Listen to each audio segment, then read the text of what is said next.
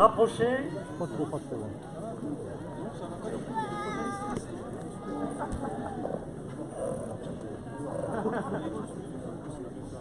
Salut,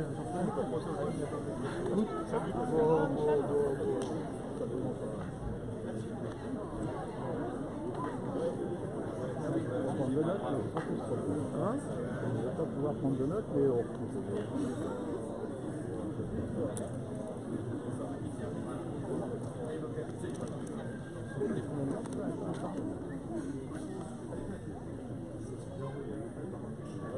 Je vous laisse avancer si vous voulez bien.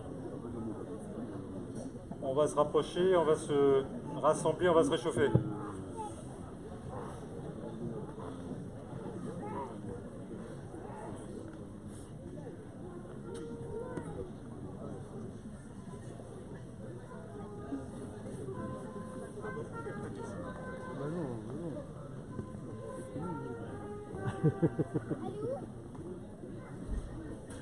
C'est calme, avec l'humour, c'est pas trop tard.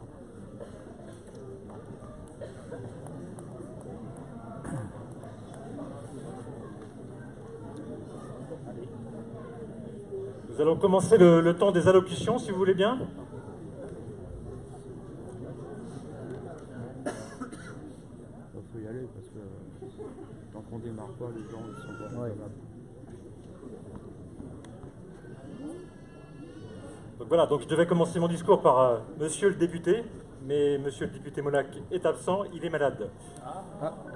Donc Madame la conseillère départementale, mon colonel, directeur adjoint du service départemental d'incendie et de secours du Morbihan, Monsieur le vice-président du conseil d'administration du SDIS, Monsieur le président de la communauté de communes, Monsieur le maire de Limerzel, Monsieur le président du CIVU, Mesdames et Messieurs les élus, Monsieur le représentant de la gendarmerie, Messieurs les chefs de centre, Monsieur le président de l'Union départementale des sapeurs-pompiers du Morbihan, Messieurs les anciens sapeurs-pompiers, Monsieur le président de l'amicale de Rochefort-en-Terre, Mesdames et Messieurs les officiers, gradés, caporaux, sapeurs, Mesdames et Messieurs, je commencerai tout d'abord mon propos en remerciant Monsieur le maire de Limerzel pour l'accueil qui nous a été réservé aujourd'hui.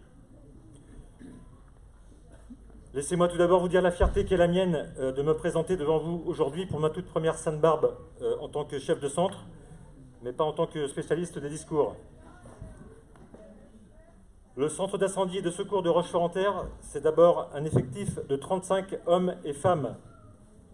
Ma volonté, en cette Sainte-Barbe 2023, est bien de mettre en avant cet effectif qui, dans un monde sans cesse plus individualiste, s'investit 24 heures sur 24 sans relâche, avec abnégation et détermination pour porter secours. Le centre de secours, qui intervient en premier appel sur 9 communes, a réalisé en 2023 près de 460 interventions. 66% représentent les secours à personne, 15% les accidents de la circulation, 12% les incendies et 6% les opérations diverses. Activité en baisse de 8% par rapport à 2022, eu égard à la réorganisation du SAMU et à une activité estivale plus calme, notamment sur le front des incendies. Disons aussi que l'année 2022 avait été à ce titre particulièrement exceptionnelle. Je vais vous épargner toute une ribambelle de chiffres ou de statistiques, juste pour vous indiquer que nous sommes intervenus à une trentaine de reprises sur la commune de Limerzel. Cette année 2023 a connu, au-delà du quotidien de nos interventions, quelques événements marquants.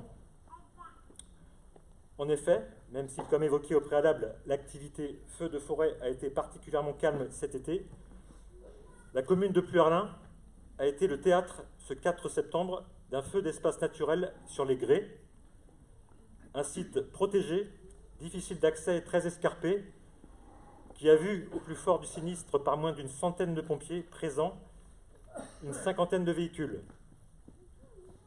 Cet incendie a mis en avant l'intervention d'un hélicoptère bombardier d'eau qui a permis de limiter la propagation à une petite dizaine d'hectares.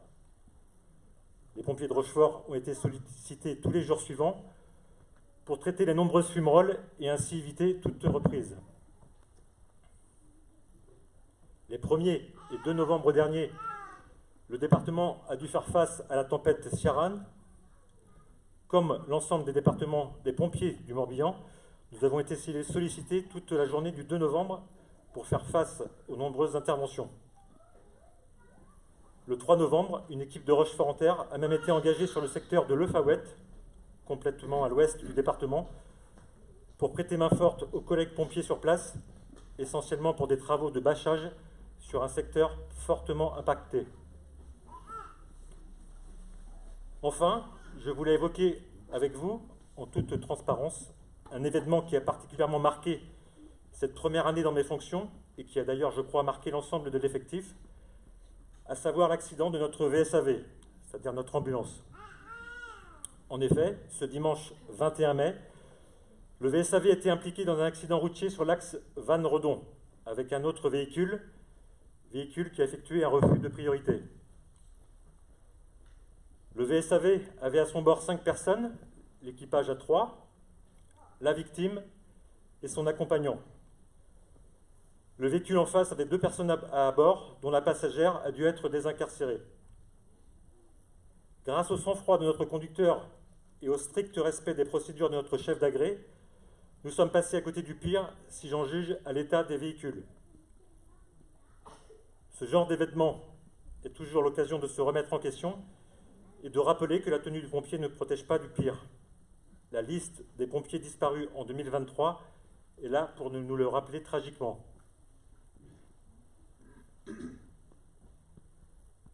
Concernant le casernement, l'année 2023 a été particulièrement riche. En effet, notre bâtiment a connu des travaux d'agrandissement et de réaménagement, le tout piloté par notre CIVU et son président, Pascal Hervieux. Nous avons donc incorporé, en septembre, des locaux plus spacieux et fonctionnels, avec notamment des vestiaires plus adaptés au regard de notre effectif. Je souhaitais maintenant mettre en exergue les femmes et les hommes qui composent le centre de secours. D'abord, remercier mon adjoint, l'adjudant-chef Yannick Jolivet, pour avoir accepté de me rejoindre dans cette aventure débutée en février dernier, pour son implication totale, notamment dans le suivi et la gestion des travaux du centre. J'espère que du haut de nos presque 67 ans d'ancienneté cumulée, notre binôme restera efficace sur le long terme. J'adresse également mes remerciements à l'ensemble des chefs d'équipe et leurs adjoints, à l'adjudante Rachel Leglonec, notre monitrice de secourisme, qui s'investissent tout au long de l'année, notamment dans la formation mensuelle de maintien et perfectionnement des acquis de l'ensemble des agents du centre. Mettre à l'honneur, bien entendu, l'ensemble de l'effectif pour son engagement, avec plus de 1800 heures de formation annuelle. Au-delà du quotidien de nos interventions, cet effectif a répondu présent aux nombreuses sollicitations. Dans le cadre des travaux du centre, il a été réactif pour le déménagement, le réaménagement, les activités de peinture, rangement et autres journées de nettoyage. Le mois de décembre est un mois bien particulier à Rochefort-en-Terre, avec sa période d'illumination. Cet événement, qui attire une foule de visiteurs, a un impact direct sur notre organisation. Ainsi, nos pompiers ont assuré des gardes postées tous les week-ends de décembre, les vendredis, samedis et dimanches, ainsi que les 2 semaines complètes de vacances scolaires, et ce, de 17h30 à 21h. Et pour tout cela, ils ont répondu présent.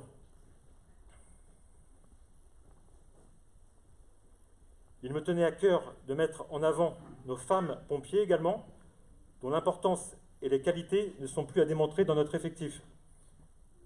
Je voulais notamment évoquer 4 d'entre elles qui ont connu la maternité et ont donné naissance à leur premier enfant entre avril 2022 et mai 2023. Chloé Guillas, qui a quitté le centre de secours depuis, a cependant intégré le service médical du SDIS 56 en tant qu'infirmière.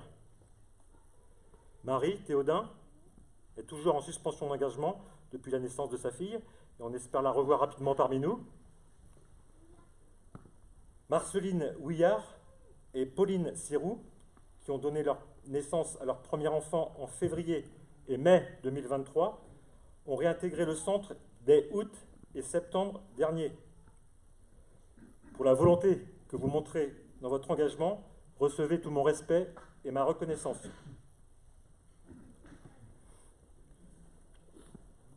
En cette journée de Sainte-Barbe, quoi de plus naturel que de mettre en lumière nos récipiendaires de grades et médailles, avec, pour ce qui concerne nos gradés, Christophe Guillot, qui obtient le grade d'adjudant. C'est donc le Graal chez les pompiers, avec une aptitude de chef d'agré tout engin. Fabien Delorozois, que nous avons accueilli cette année à Rochefort et qui nous vient tout droit du centre de secours de Malétroit, avec son grade de sergent-chef, qui vient récompenser 3 années d'ancienneté dans la fonction des chefs d'agré, une équipe. Thierry Lecointe, Alexandre Doval-Granja, Franck Mompy et Vincent Boterf obtiennent le grade de caporal-chef après 3 années en tant que caporal. Nos médaillés, le nouveau sergent-chef Fabien Delorozois reçoit la médaille d'honneur bronze des sapeurs-pompiers pour 10 ans de service. Le caporal-chef Didier Jargot reçoit la médaille de l'Union départementale pour 15 ans de service. L'adjudant-chef Nicolas Bégaud, la médaille d'honneur argent pour 20 ans de service. Les caporaux-chefs Thierry Lecointe et Michael Audureau, la médaille d'honneur or des sapeurs-pompiers qui vient récompenser un engagement de 30 ans de service. Michael est arrivé chez nous en 2013. Il a connu une carrière au préalable à la brigade ainsi qu'au CSP Royan. Et Thierry, quant à lui, a effectué l'ensemble de sa carrière à Rochefort-en-Terre, et je crois savoir qu'elle est loin d'être terminée. 2 nouveaux pompiers sont venus grossir nos rangs, Swan Amélia Deval et Sébastien Lemorlec, qui nous arrivent tous les deux de la commune de Malensac. On leur souhaite leur même parcours que nos médaillés. Swan est actuellement aujourd'hui en formation, elle n'arrivera que ce soir, et Sébastien est quant à lui malade. Je poursuis en remerciant le président de l'amicale de Rochefort-en-Terre, ainsi que l'ensemble de son bureau, pour l'organisation de cette Sainte-Barbe et pour le dynamisme dont il fait preuve tout au long de l'année. Je crois pouvoir dire qu'ils sont vecteurs de la bonne ambiance qui règne au centre de Rochefort-en-Terre, si j'en juge aujourd'hui à la présence de l'ensemble de l'effectif à notre cérémonie.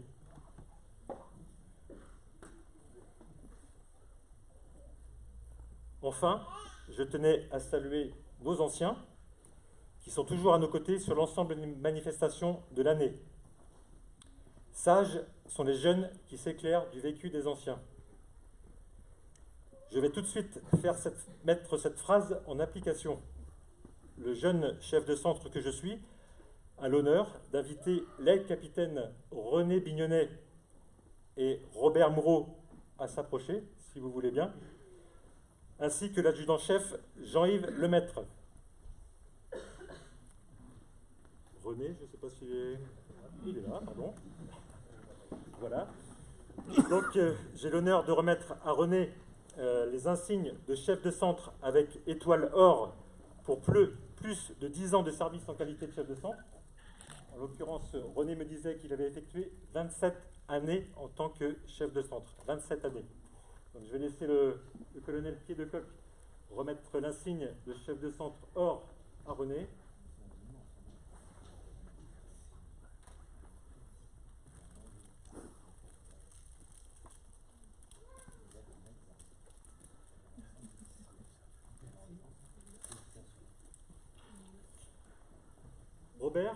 Robert Moureau, donc, qui reçoit l'insigne de chef de centre argent pour 5 ans en tant que chef de centre. Et Robert me disait que tu as bien fait 5 ans. On est d'accord? Donc, je vais laisser Philippe remettre les insignes de chef de centre.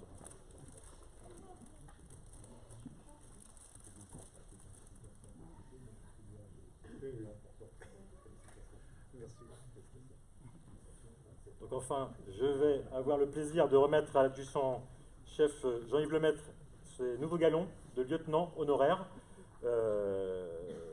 Jean-Yves nous a quitté le centre il y a quelque peu.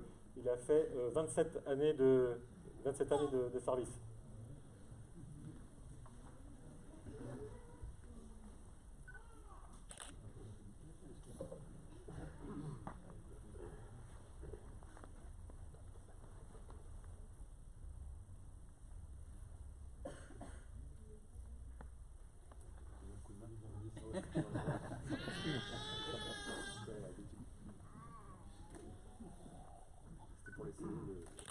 ça vous voyez, les bourses, c'est bon. Merci.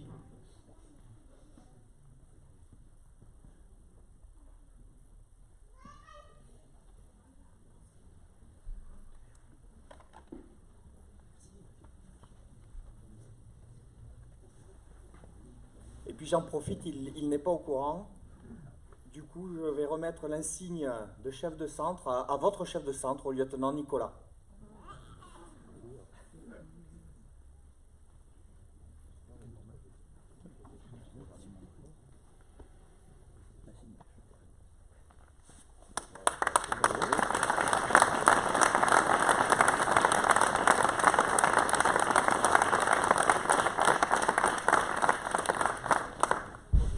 René a fait 27 ans en tant que chef de centre, Robert 5 ans, le commandant Magnien 14, et puis donc j'ai l'honneur de prendre la suite. Oh, ça va être compliqué. Enfin, je veux saluer la fanfare de Malensac sous la direction de Michael Richard, qui nous accompagne dans cette cérémonie depuis plusieurs années maintenant. Remercier Yann et Valentin, nos deux JSP, pour leur contribution à cette cérémonie. Les collègues pompiers de Questembert et Molac qui viennent prendre la garde sur notre secteur durant cette Sainte Barbe. Remercier évidemment nos conjointes et conjoints pour leur soutien permanent. Enfin, et pour conclure, naturellement, vous présenter tous mes vœux de bonheur, de santé, de réussite pour vous et vos familles pour cette année 2024. Merci pour votre attention.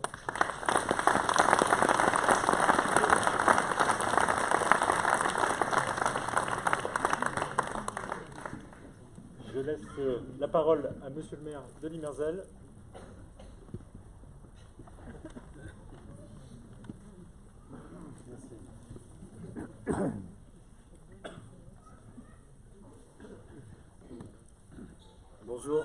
Bonjour à toutes et à tous. Oui, juste un mot et un message, parce que je crois que c'est le rôle de l'élu que j'aimerais porter. Bon, d'abord, je voudrais vous demander de bien vouloir excuser notre député, Paul Molac, que j'ai eu au téléphone et qui m'a demandé de bien vouloir vous demander d'excuser son absence. Il est effectivement en toute petite forme et alité, sans doute le marathon des cérémonies, et peut-être à un état grippal. Il m'a dit qu'il essaierait malgré tout d'honorer une cérémonie de vœux ce soir. Bien, c'est vraiment une très belle cérémonie. Je vais m'essayer à respecter le protocole et je vais m'essayer aux salutations. Monsieur le conseiller départemental, vice-président au SDIS, cher Boris, Madame la conseillère départementale, Marie Le Boterf, Monsieur le président du CIVU, et élu, chers collègues, cher Pascal, chers collègues maire, et pardon Patrice, cher Patrice, président de Questembert Communauté, chers collègues maires, chers collègues élus, colonel, pied de coq, capitaine Joubeau, et cher Aymar, chef de centre, je partage ton stress. Mesdames et messieurs, mesdames les pompiers, messieurs les pompiers, mesdames et messieurs vos conjoints, familles, mesdames et messieurs, effectivement, au nom de la commune de Limerzel, que j'ai l'honneur de représenter, je suis très heureux de vous recevoir toutes et tous à l'occasion de la Sainte Barbe pour fêter votre sainte patronne. Comme je le disais, comme toi, Aymar, c'est aussi une première pour moi, ce qui ajoute, de mon point de vue, une légère pression à l'événement et à mon obligation de bien vous recevoir. À l'image de vos véhicules stationnés un peu plus haut, vous êtes fort impressionnants, tous réunis. Pardon, j'ai oublié de saluer le représentant de la gendarmerie. Oui, vous êtes fort impressionnants. Oui, c'est un honneur de vous recevoir et je crois que mes collègues élus ici présents seront d'accord avec moi. C'est avec plaisir que nous nous associons à la fête.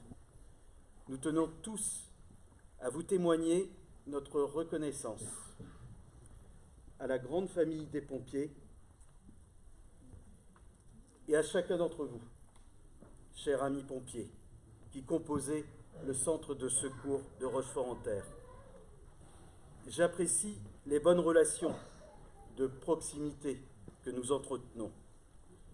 Nous nous rencontrons souvent, malheureusement trop souvent dans des situations où c'est l'urgence qui prime.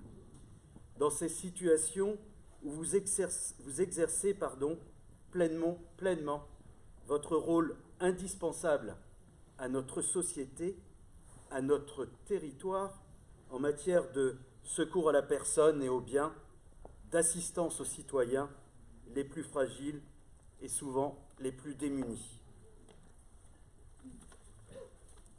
Aujourd'hui est l'occasion pour l'élu que je suis de vous dire merci à tous, merci pour votre engagement, saluer et remercier aussi l'engagement de vos familles qui partagent inévitablement vos risques. J'imagine leur fierté et aussi leur angoisse. C'est pourquoi il est légitime de leur rendre également hommage. Vous incarnez des valeurs fortes: courage, solidarité, civisme. Et pourtant, nous constatons tous la difficulté des centres de secours à recruter pour tout un tas de raisons que nous connaissons. Alors moi, j'aurais bien une petite idée qui pourrait peut-être apporter une petite solution et permettre à des jeunes motivés de renforcer les effectifs des pompiers, mais qui ne le peuvent pas. Et c'est là mon message. Je pense notamment à ces jeunes qui vivent avec un diabète de type 1, entre autres. Effectivement, j'aimerais évoquer avec vous un sujet qui me tient particulièrement à cœur, et j'aurais aimé me tourner vers Paul Molac, notre député, car c'est bien aux parlementaires, aux législateurs qu'il faut s'adresser quand on veut parler d'un sujet d'une nécessaire évolution du CIGICOP. Je sais, Paul, attentif sur le sujet. Sans rentrer dans le détail, mais pour ceux qui ne savent pas ce qu'est le CIGICOP, c'est l'outil qui permet de mesurer l'aptitude médicale d'une personne à devenir, en l'occurrence, pompier, mais qui est aussi utilisé pour déterminer si on est apte ou pas à exercer certains métiers, comme par exemple dans l'armée, le transport et d'autres secteurs d'activité. Cet outil date des années 50. Une loi adoptée en décembre 2021, portée par Madame la députée Agnès Firmin-Le Baudot, soutenue par l'Association des pompiers diabétiques de France et la Fédération française des diabétiques, oblige le gouvernement à réviser cet outil. C'était en 2021. Le gouvernement avait effectivement 3 ans pour travailler sur le sujet. Nous y sommes. Nous sommes nombreux à attendre ce changement.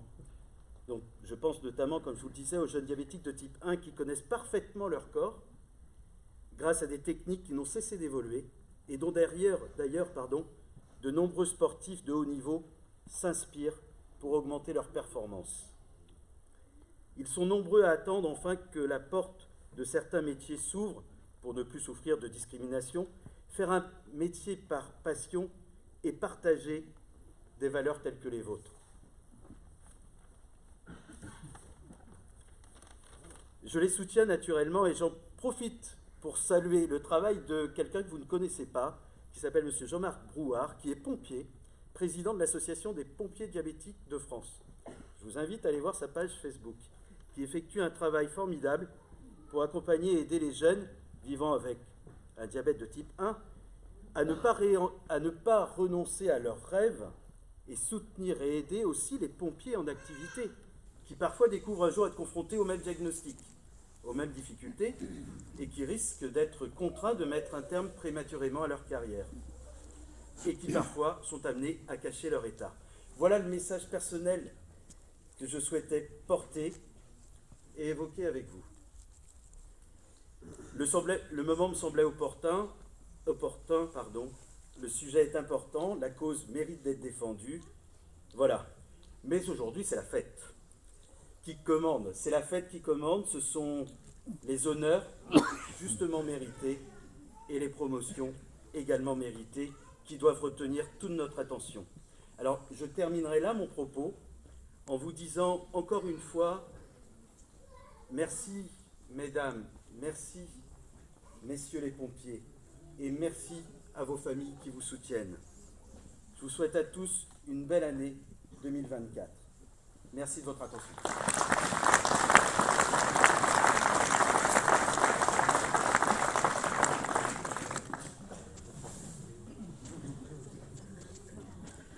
Je vais passer la parole à mon ami Pascal, président du CIVU.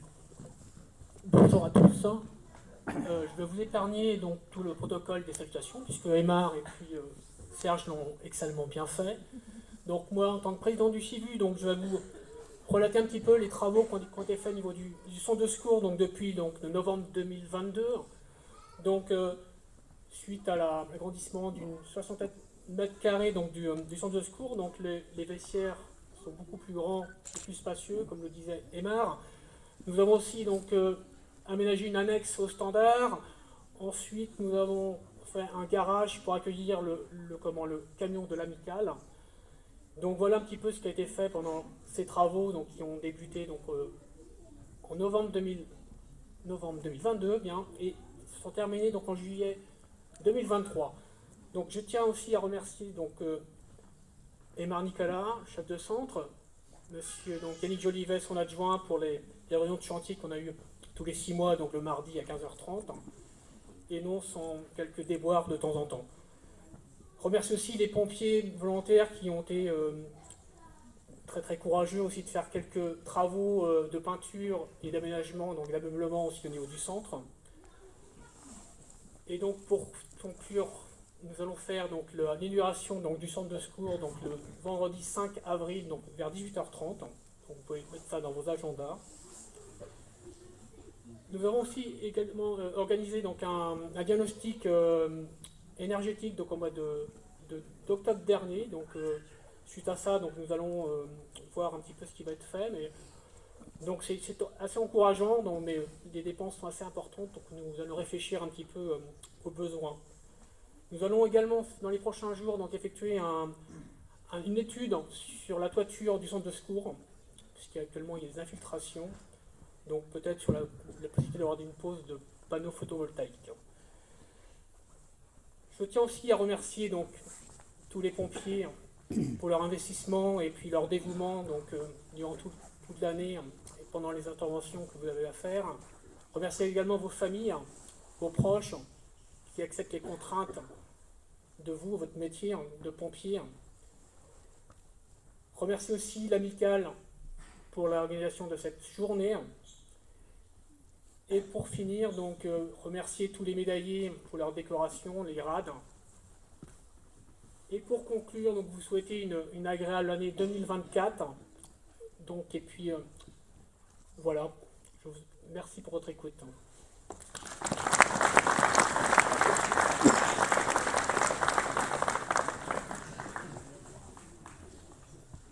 Mesdames, Messieurs, en vos grades et qualités, juste un message, je vous souhaite une bonne année 2024 et je vous passe mes meilleurs voeux. Redire à l'ensemble des adhérents de notre union départementale que l'union est là pour vous dans les bons et les mauvais moments et que j'attends votre président de l'amicale le 3 février pour parler de comment on doit faire tourner une amicale, mais j'ai entendu qu'elle tourne bien, donc j'aurais pas grand-chose à te dire. Voilà. Merci.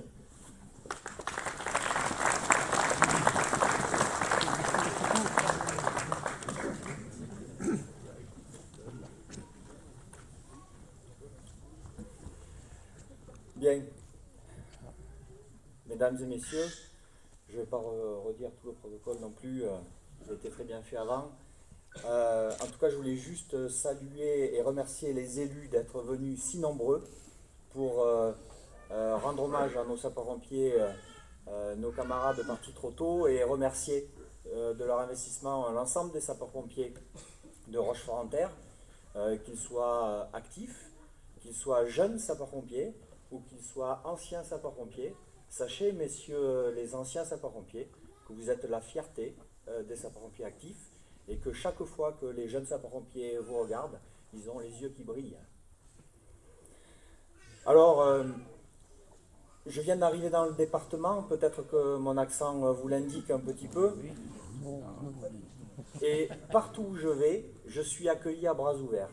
C'est vraiment, de mois en mois, un réel plaisir que de me déplacer dans tout ce département et d'être reçu par les sapeurs-pompiers du Morbihan.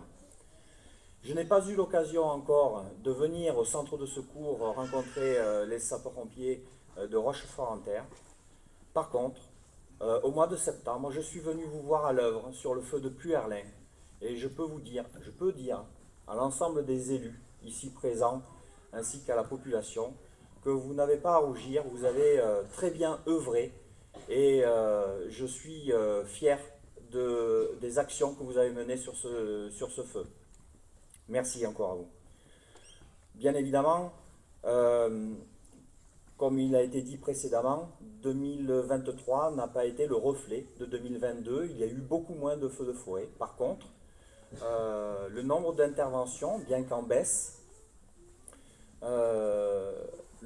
les interventions se sont rallongées dans leur durée, avec la problématique notamment des personnels des urgences qui sont pas toujours, dont les urgences ne sont pas toujours ouvertes. Et bien, les temps de transport vers les hôpitaux ont été rallongés et c'est du temps d'intervention en plus.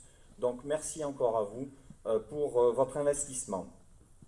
D'ailleurs, pour expliquer à la population ici présente, il y a eu des promus et des décorés. Parmi les promus, un nouveau galon, ce n'est pas juste un nouveau galon. C'est une nouvelle compétence, c'est une formation que le sapeur-pompier a suivie et durant laquelle il a acquis une nouvelle compétence. Et donc, c'est donc du temps. Et pareil pour les décorés, les médailles qu'ils ont reçues représentent des minutes d'astreinte, représentent des jours, des semaines d'astreinte tout au long de leurs années d'engagement. Et donc, je voulais remercier et féliciter les nouveaux promus et décorés de ce jour. Comme aime à le dire le directeur, le contrôleur Jean-François Gouy, que j'excuse, il est en déplacement ce week-end, pour réaliser l'émission, il faut bien entendu du matériel. Pour ça, le conseil d'administration alloue bon nombre de matériel et vous les avez vus, ou vous allez les voir tout à l'heure. Le matériel des sapeurs-pompiers de Rochefort-en-Terre est en très bon état. Il faut une organisation, mais il faut surtout et avant tout une ressource humaine en nombre, disponible et formée. Tous les efforts, sachez que tous les efforts du SDIS portent et doivent être portés sur l'ensemble de ces personnels, qu'ils soient volontaires, professionnels, administratifs ou techniques. Il en va de la qualité de la réponse opérationnelle du SDIS sur l'ensemble du département et il en va de la qualité de la réponse des sapeurs-pompiers de Rochefort-en-Terre sur l'ensemble des communes que vous défendez. Encore une fois, merci à vous. Sachez que je suis fier de vous. Vive les sapeurs-pompiers de Rochefort-en-Terre, vive les sapeurs-pompiers du Morbihan.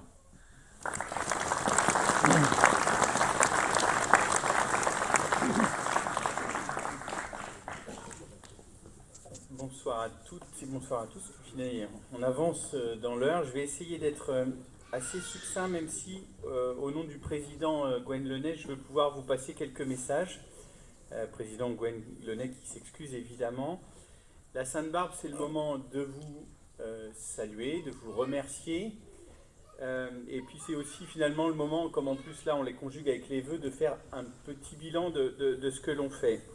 Donc une année plus calme sur le front des incendies, ça a été dit, mais une augmentation à la fois de la durée des interventions et une augmentation des accidents de voiture. Alors j'en profite, et là malheureusement la caserne en a été a été concerné directement, mais on a une augmentation dans le département sur 2023 des accidents de la route.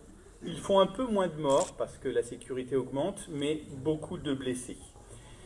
Le premier semestre du SDIS a été l'occasion, le premier semestre 2023 au SDIS a été l'occasion de travailler sur le diagnostic du schéma départemental d'analyse et de couverture des risques.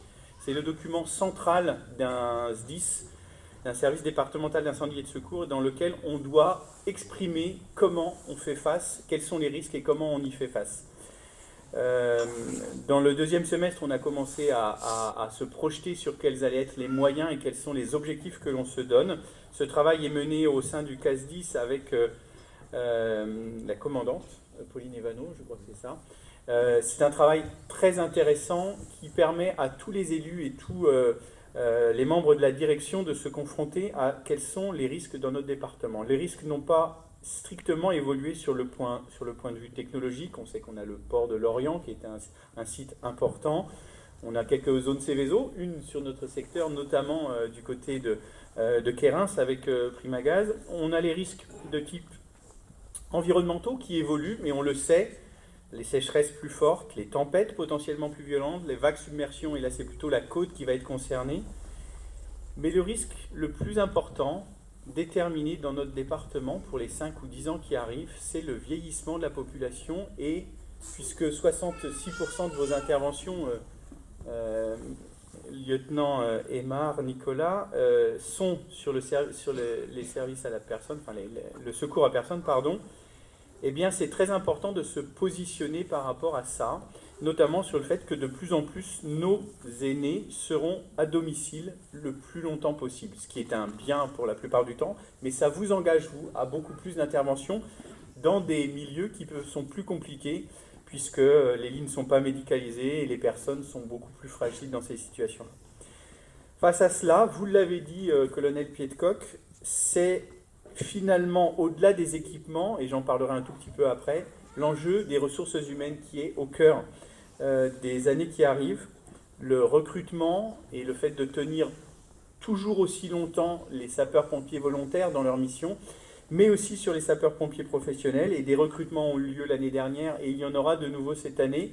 Nous serons vigilants à ce qu'ils soient suffisants, et on a des recrutements aussi sur les personnels administratifs et techniques, parce que pour que vos interventions se passent bien, il faut aussi que toute la chaîne administrative, logistique, puisque les véhicules doivent être entretenus régulièrement, vos équipements individuels, et tous ces recrutements sont importants. On a vu aussi le recrutement d'un responsable des services informatiques, puisque une grande partie des interventions réside aussi sur la capacité à savoir vite ce qu'il faut faire. Et on a bien vu lors de la tempête Ciarán, et là je remercie le travail qui ont été faits par à la fois les services techniques des communes en accord avec les services de secours pour pouvoir remettre en état le plus rapidement possible nos routes sur nos territoires, même si notre territoire à nous a été quand même beaucoup moins sollicité que celui du nord-ouest du département. Et donc ces services-là vont avoir aussi besoin d'évoluer, notamment sur l'informatique, je l'ai dit. Petit point sur la partie investissement, 2023, 7,4 millions quasiment d'investissements dont je suis en responsabilité au sein de ma vice-présidence, 4 250 000 sur les véhicules, 1 117 000 sur les équipements individuels. On sait qu'on a tout le travail sur tout ce qui concerne les torches, qui sont des torches qui seront maintenant gérées en collectif plutôt d'être individuelles, et puis d'autres équipements. Quasiment 2 millions sur la partie immobilier, sur tout le territoire du département. Le pacte capacitaire qui a été signé entre le SDIS et l'État nous amène à obtenir 8 camions feux de forêt, les CCF, pour 2023-2025 sur notre territoire, dont 4 seront financés par l'État. Et c'est strictement nécessaire quand on sait ce qui s'est passé en 2022. Sur le territoire, évidemment, le VSAV de Rochefort-en-Terre a été remplacé par le biais des glissements, évidemment, et donc vous n'étiez pas le seul, puisque la caserne de Sarzeau a également eu un souci avec une ambulance accidentée de la même manière et non utilisable, puisque définitivement hors d'usage. Tout ce travail aussi est en cours pour le futur véhicule d'ambulance, le VSAV, puisque avec le 1035, et le sujet n'est pas simple, comment faire pour que l'ambulance ne dépasse pas les 3,5 tonnes, de manière à ce que tout le monde puisse le conduire, et c'est un vrai enjeu aussi, et nous travaillons avec le 1035. 2024-2028, beaucoup de travail aussi sur les ARI, tous les équipements respiratoires que vous emportez lors des interventions. Voilà, beaucoup de travail sur notre territoire. Là, je ferai juste une petite parenthèse, et j'en avais parlé aux collègues sur Questembert. Nous avons décidé de prendre un stagiaire, et il arrive courant du printemps, pour travailler sur la défense, la DCI, la défense contre les incendies sur la commune de Questembert. Et j'avais proposé à mes collègues qu'on entame le travail aussi de manière collective. Et donc le recrutement est fait, et donc je reviendrai vers vous rapidement pour pouvoir, dans nos communes, travailler au mieux pour que vos interventions se passent le mieux possible quand il s'agit d'aller chercher l'eau, qui reste un élément crucial lorsqu'il s'agit de faire les incendies, de travailler sur les incendies. Voilà, très rapidement, les éléments que je pouvais vous donner. Ça a été dit, un énorme merci pour tout le travail que vous faites au quotidien, votre engagement, vous, vos familles. Les citoyens ne se rendent pas toujours compte de ce que vous effectuez, voire même ils sont de plus en plus violents. Une bonne partie, ce n'est pas la totalité, mais des points que nous avons en bureau du CASDIS concernent le fait que nous soutenons et nous attaquons en justice les citoyens qui ne sont pas respectueux, voire qui sont agressifs avec vous lors des interventions. Donc sachez que nous y travaillons, nous vous soutenons moralement et juridiquement. Et donc, encore une fois, un très grand merci, une belle Sainte-Barbe et bonne santé à vous tous. Merci.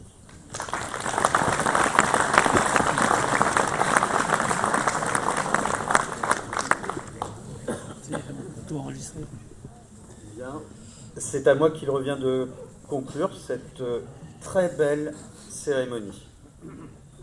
Très belle cérémonie qui restera dans nos souvenirs et qui aura marqué cette mandature. Vous aurez remarqué qu'à l'Imerzal, on n'a pas hésité à dérouler le tapis rouge. Et je sais mes collègues élus, adjoints, conseillers municipaux, qui sont quelques-uns dans les starting blocks. Oui, c'est toi, Jean-Pierre, hein, la commune de Pluerlin, qui vous accueille, je crois, l'année prochaine. La commune de l'Imerzal serait ravie de vous recevoir dans la salle polyvalente qui est un tout petit peu plus haut pour partager un verre de l'amitié et prolonger encore un peu ce bon moment. Merci de votre attention. Et encore une fois, nous allons nous souhaiter une belle année 2024. Merci.